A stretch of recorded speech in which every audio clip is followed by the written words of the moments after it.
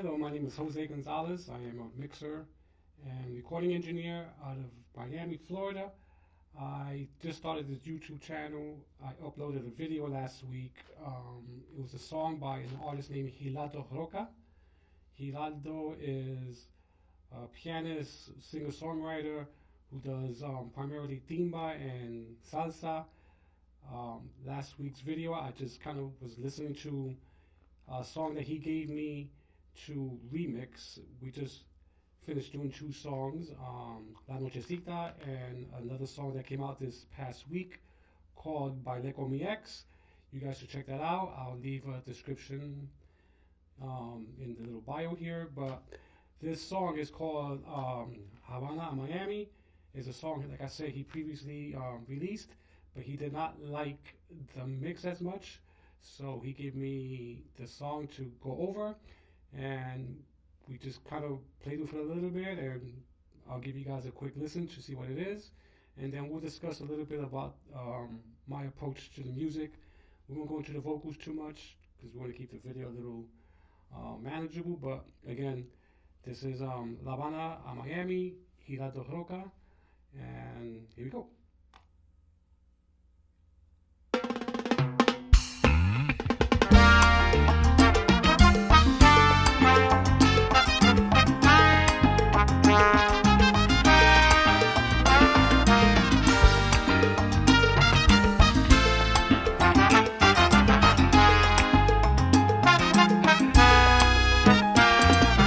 Ahora quiero cantarle hasta la ciudad del sol, de inmensas realidades y pensaré dónde me naciera esta canción, mi amor, contándole al mundo mis verdades.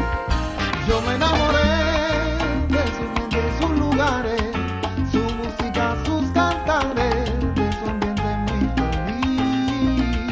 Me lo contaron pero nunca imaginé que fuera así, regalando bendiciones, devolviendo mis razones de vivir. Miami tiene la llave de la ciudad, que me gusta, que me encanta, que recoge a toda mi gente de verdad.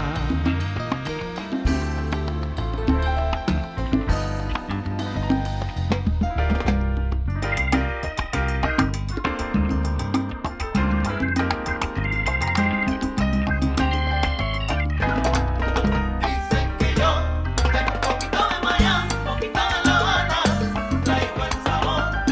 Dicen que yo traigo el sabor, Que yo tengo un poquito de Miami, un poquito de La Habana, traigo el sabor.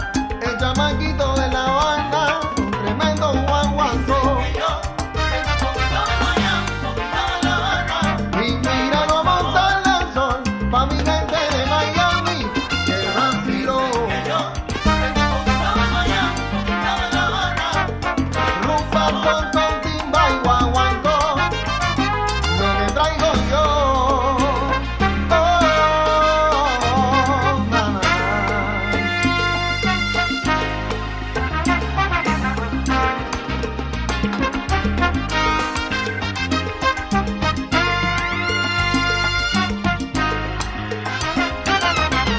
Oye, que mira cómo estoy entre los dos y los muchachas.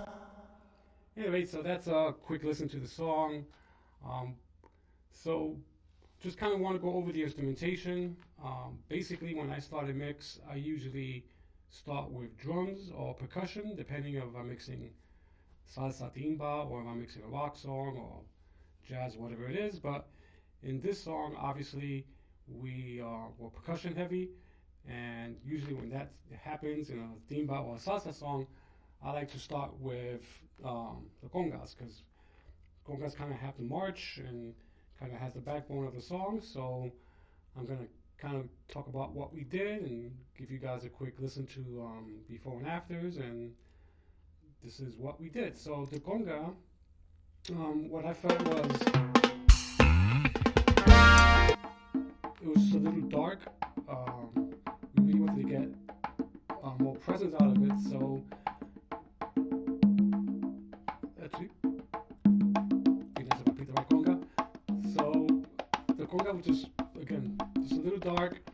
I went with this shelf EQ, kind of exaggerated, but we really wanted to get that slap off out of that conga, and it was kind of getting lost a little bit in the mix, so I went a good trusty 1176 just to compress it a little bit, get more of that sound that we're looking for from the conga, and pretty much did the same with the tumba, or the low conga.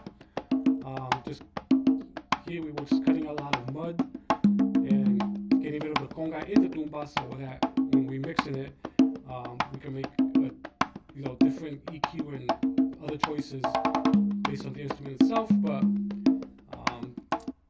this is how we treated those. After that, we went to the bongo bell. The bongo and the bongo bell. The bongo pretty much had the same story. We just wanted to get a little quick shelf starting about 770, cutting a lot of the mud. Obviously in a bongo you don't need a lot of that low end information, so yep, this is what we did. I'll bring the bongo in a minute. And again,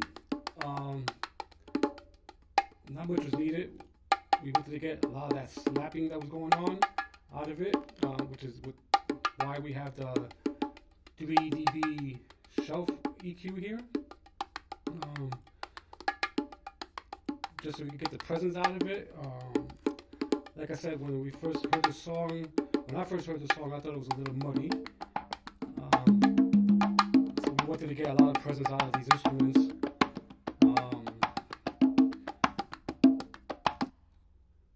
So that's what we were working on with that. After that, moved over to the timbal. The timbal sounded pretty good. There was a low rumble that was bothering me.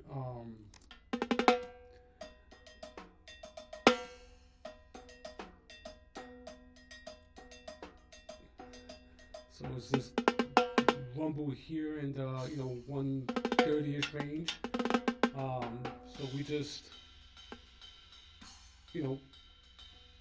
ducked everything under 186, and then we cleaned out some. It was kind of like a high resonance thing going on. I'm not sure if it was like a fan or whatever it is.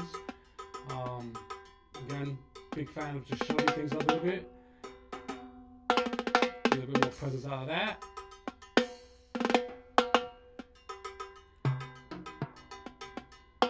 The low timbal, you hear that low resonance that's not really musical. We wanted to get rid of that. Besides that, just getting rid of mud. Sounded great the way it was, so we kept it moving.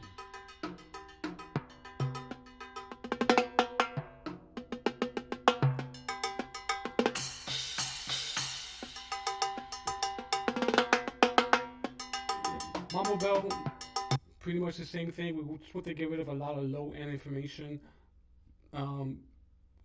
About 6,000 and change. We wanted to get that bell presence up a little bit, just so it could cut through. That wasn't really cutting through as much as I wanted it, so then I again followed it up with a trusty 1176, just so that we could get a little bit more presence out of it.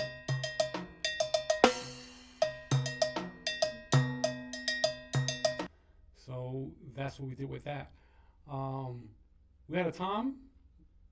Thought it sounded pretty good.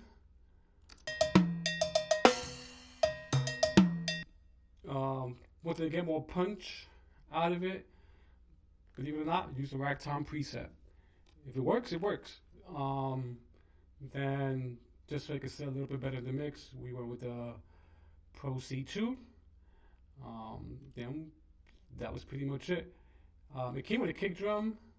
The kick sounded good with nothing. And again, sounded good.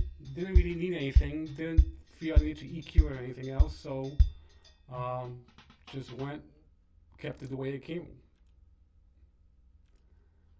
So that was the percussion section, and once we get all this going, You guys gotta forgive me. This is my first YouTube channel, trying to do this as I'm speaking and going through the whole process. But basically, this is after a couple of EQ moves and a little bit of percussion. This is what we get out of the percussion section.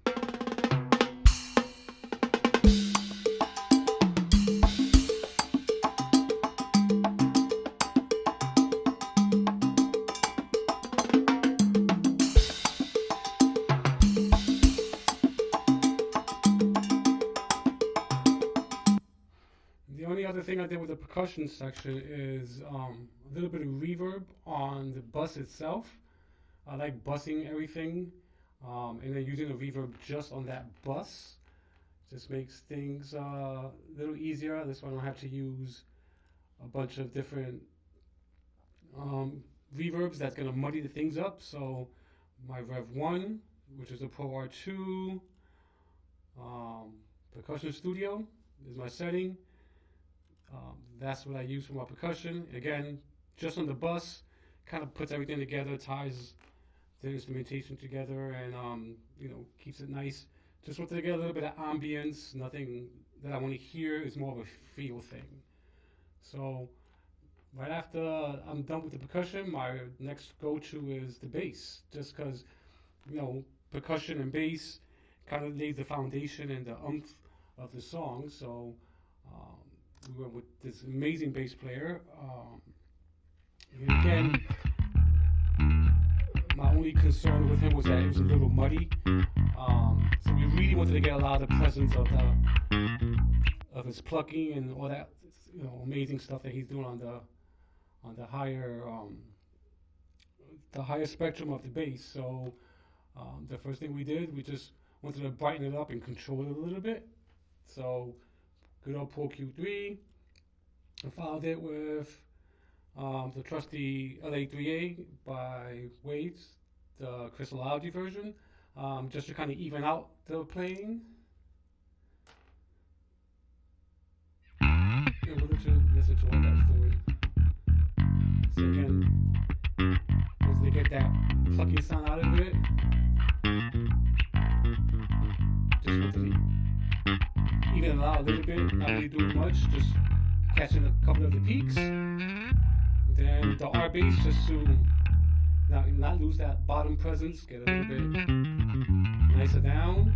And then I think I still wasn't happy with some of the higher presence, and I went with this exaggerated, plus 7 dB of a high shelf, just so I could get a lot of that string noise that I wanted to get out of the instrument.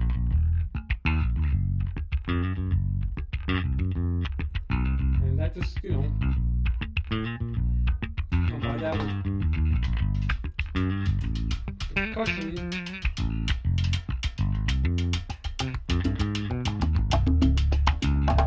that's our foundation and our base. So we're going to start building on this. So then we will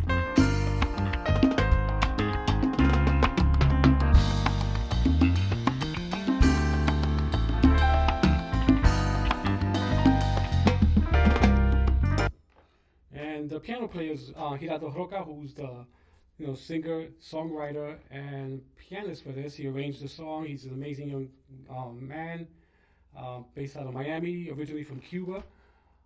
Very talented. His piano playing is excellent. So really didn't do much with his piano. I think I just wanted to get, again, more presence, more of those frequencies that cut through in the mix.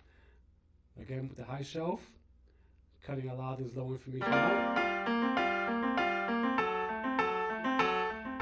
So this is what we were before, what we were after. Just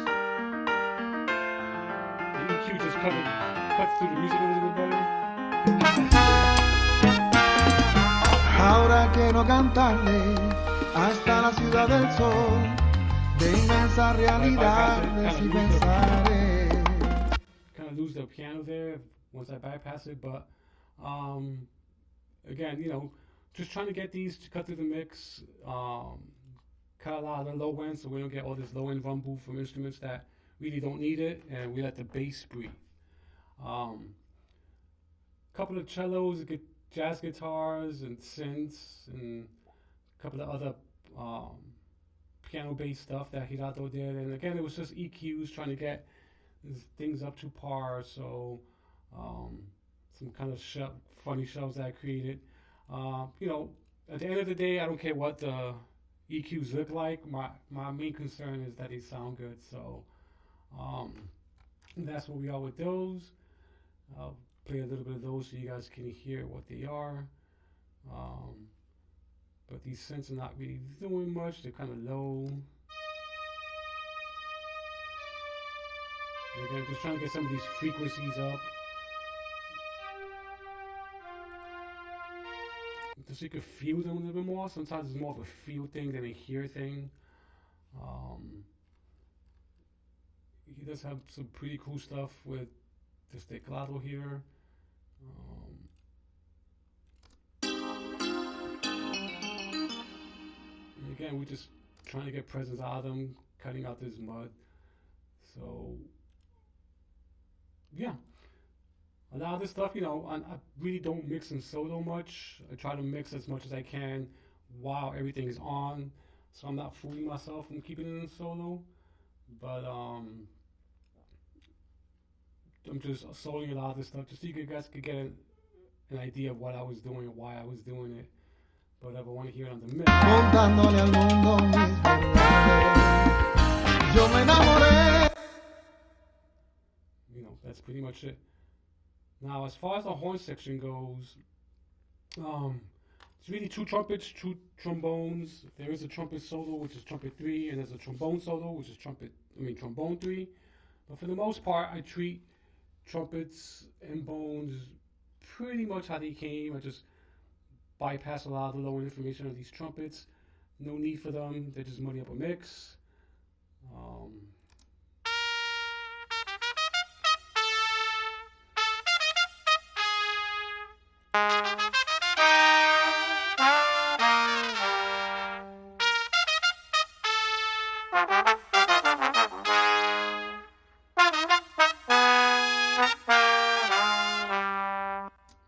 And, again, a little bit of compression just to get them to sit a little bit better on the mix. Not really doing much. The bones, I felt were a little, in the beginning, were a little dark. Try to brighten them up a little bit. Again, bypassing a lot of this low-end information that we don't need. A little bit of compression to have them sit in the mix better. The waves live, I kind of use it just to keep, in case it's, a little bit of a pitchiness with the bones, which wasn't nothing major, but I just put it on just to, maintain it. And then I think, again, just a high shelf, just because I wanted to get a lot of the presence out, especially with the heavy instrumentation that was going on. So yeah, guys, that's pretty much it for the instrumentation of this track. Again, just trying to explain a little bit better. Hirado told me it was great that I put his song on the first video, but I didn't explain anything that I was doing. So I just wanted to explain that, just what I was hearing, what I did. Hopefully this is helpful to you guys. Again, I'm not somebody who knows everything. I've been mixing for a while, but, I learn every day. I try to get better as I go, and hopefully we could get better together. If you have any questions or any comments, feel free to, put them on the comment section. If you haven't subscribed already, please subscribe, and I'll catch you guys on the next video. Thanks for tuning in. Goodbye.